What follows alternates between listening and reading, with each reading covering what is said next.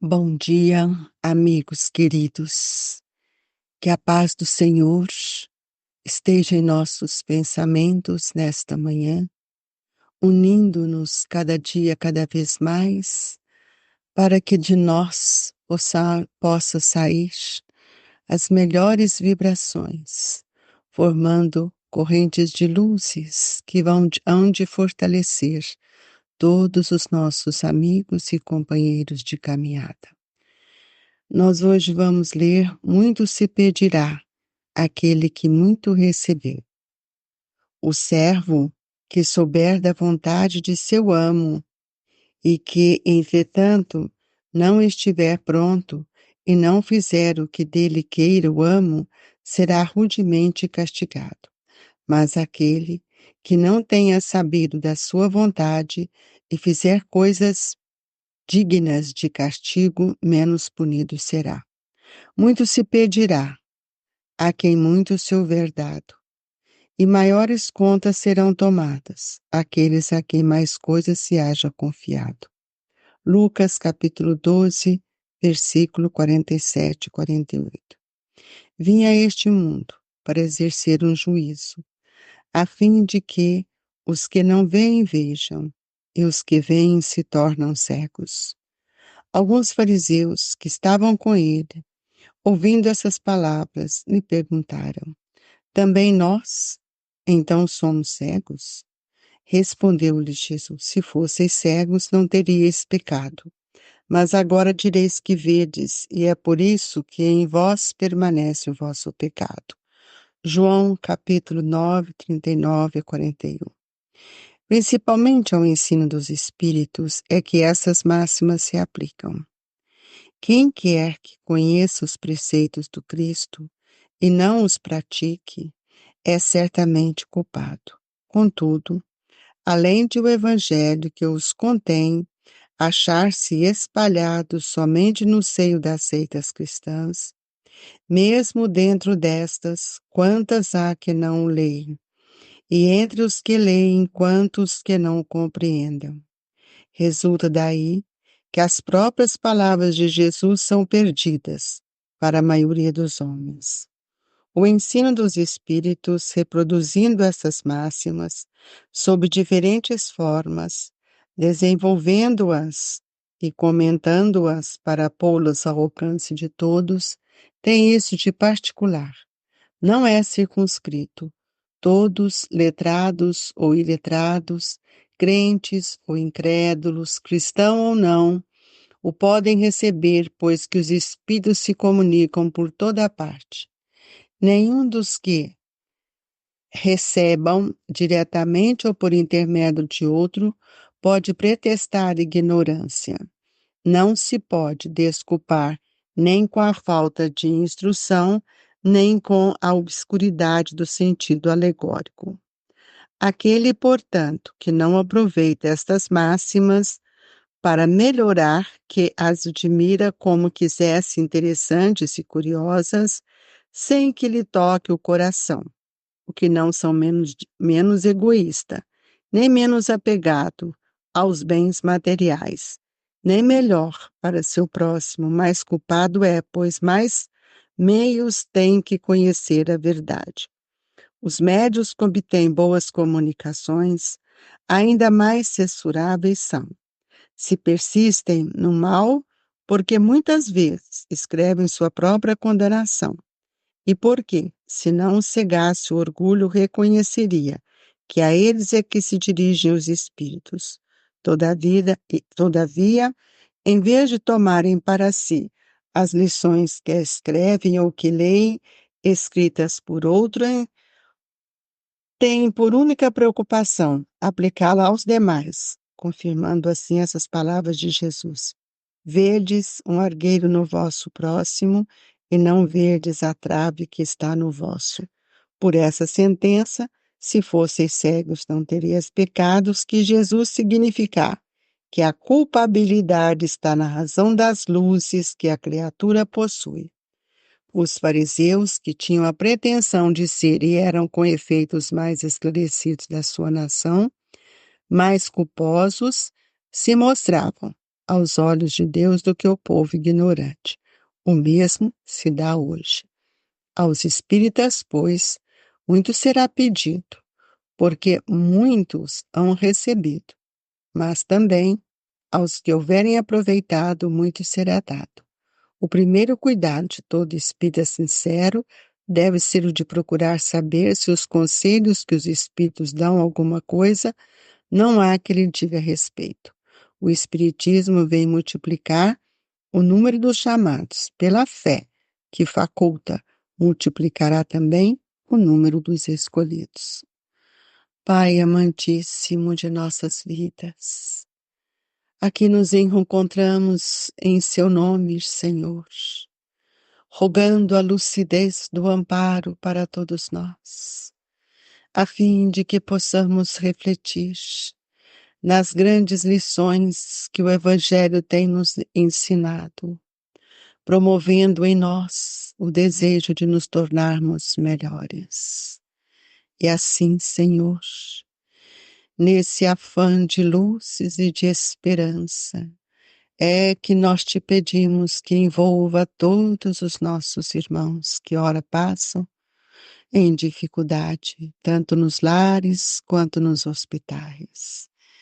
Aqueles que estão na rua, quanto aqueles que estão nos presídios. Que a sua bondade envolva os corações de todos, Jesus. E assim, gratos por tudo que tem nos dado, pela presença amiga e constante dos benfeitores em nossa vida, é que gostaríamos de iniciar esse momento sublime do Evangelho.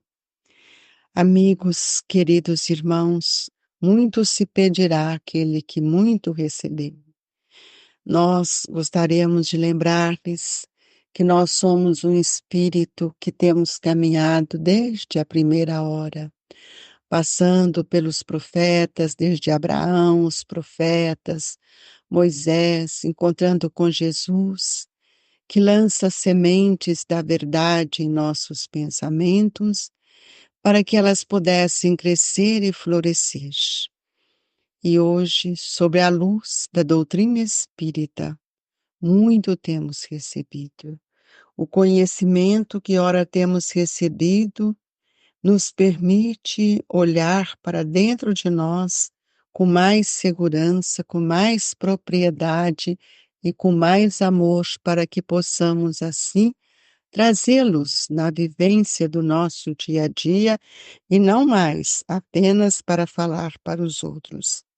Nós vimos aqui duas situações importantes que os Espíritos nos trazem, Lucas, tanto quanto João, que muito se pedirá aquele que muito se houver dado, e maiores contas serão tomadas aqueles que mais coisas haja confiado. Nós temos recebido muito, e hoje temos sido convidados a cumprir aquilo que Jesus nos ensinou: ide e pregai, ide e ensinai.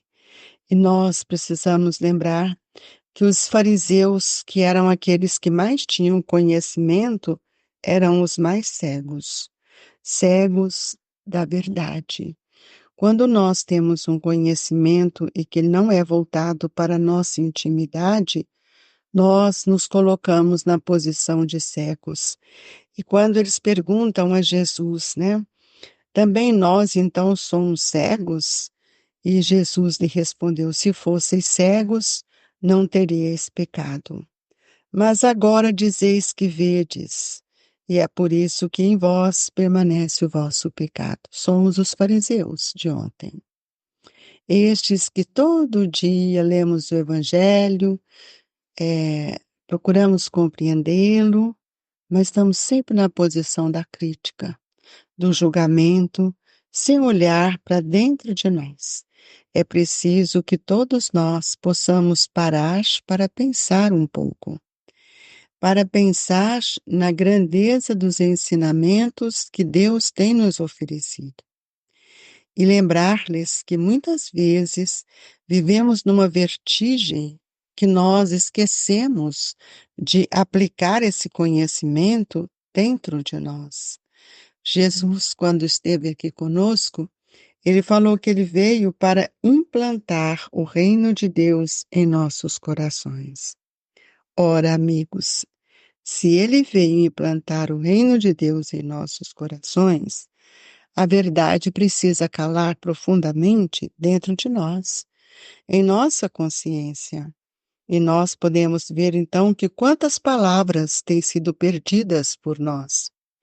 Quem quer que conheça os preceitos do Cristo e não os pratique, é certamente culpado.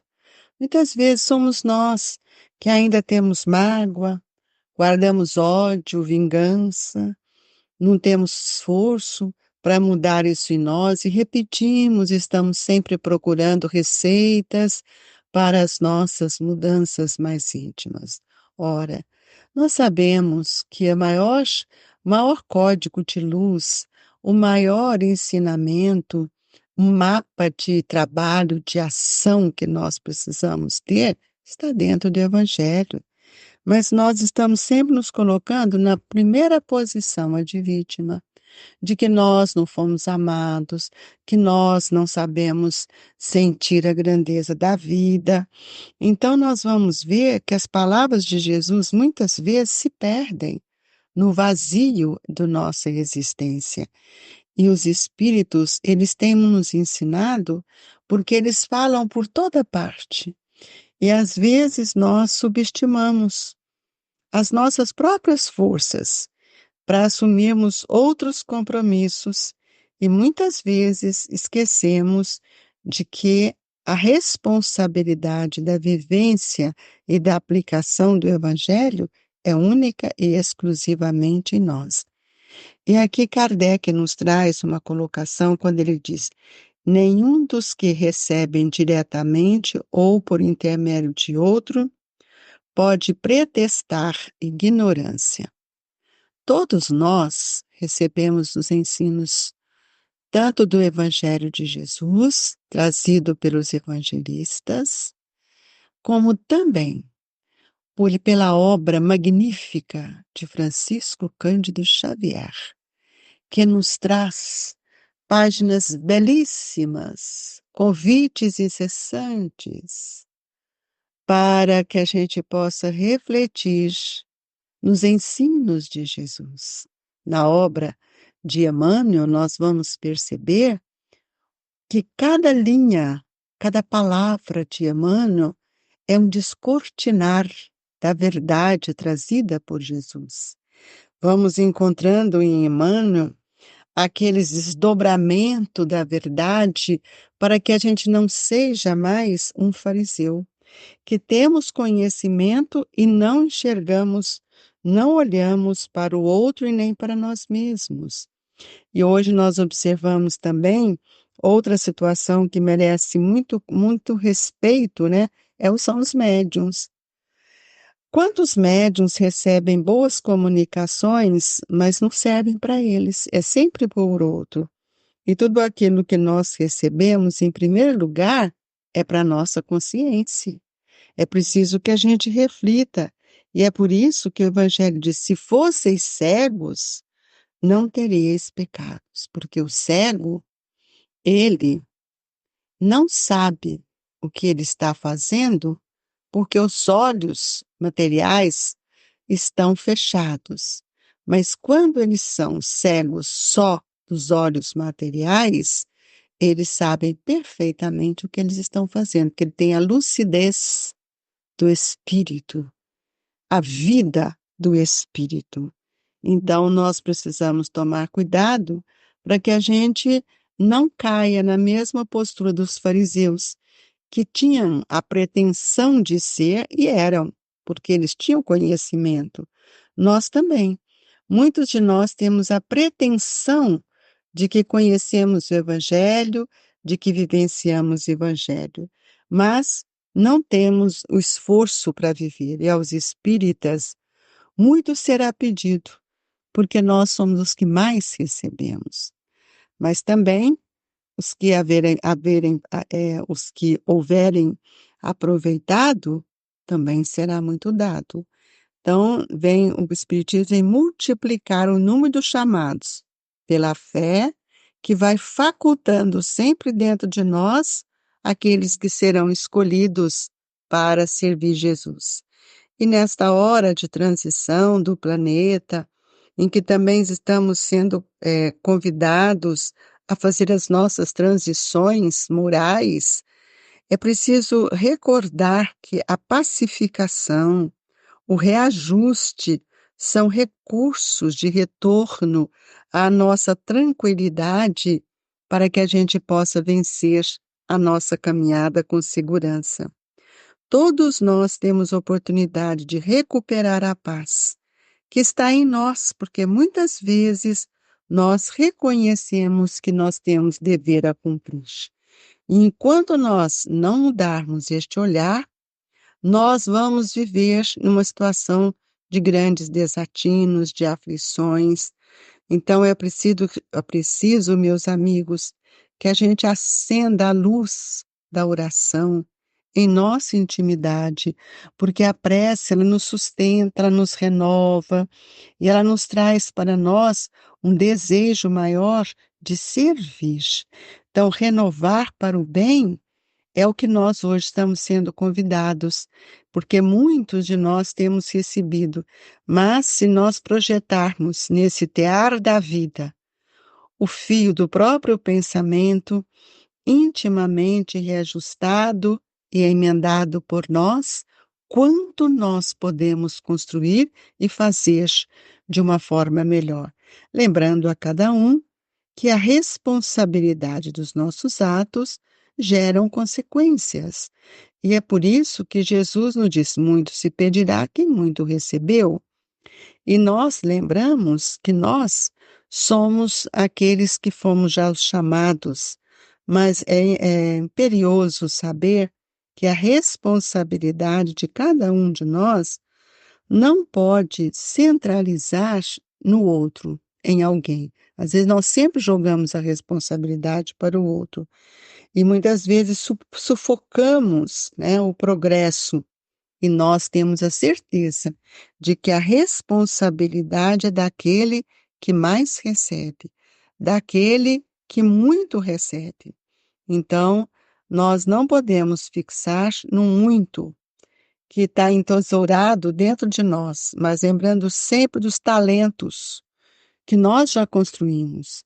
E esses talentos podem ser multiplicados para que a gente possa felicitar a vida de tantos outros e também frutificar na esfera do nosso pensamento, do nosso serviço, um campo maior de rendimento, de prosperidade, das virtudes divinas que Jesus tem nos ensinado. Amado Senhor, agradecidos estamos por esse momento do Evangelho, rogando passe, a fluidificação das águas, para que as mãos abnegadas dos nossos benfeitores estendam sobre nós e que sintamos fortalecidos pelo amor do Cristo. Pai amantíssimo, fortaleça-nos nesta manhã.